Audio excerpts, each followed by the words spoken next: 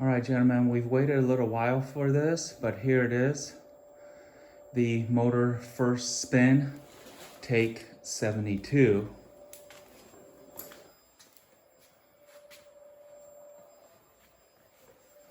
So everything is hooked up and it is wired.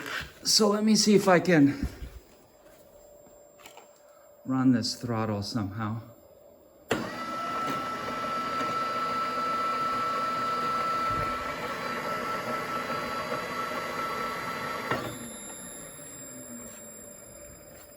This is being powered by a BMW 530e module, same thing as in the 330e. And guys, I just want to leave you with a top tip, okay? Always test outside the car first. Do what is known as a bench test. Only an idiot would, mount all this in a vehicle having never tested it on blind faith. So yeah, just trying to help you guys out.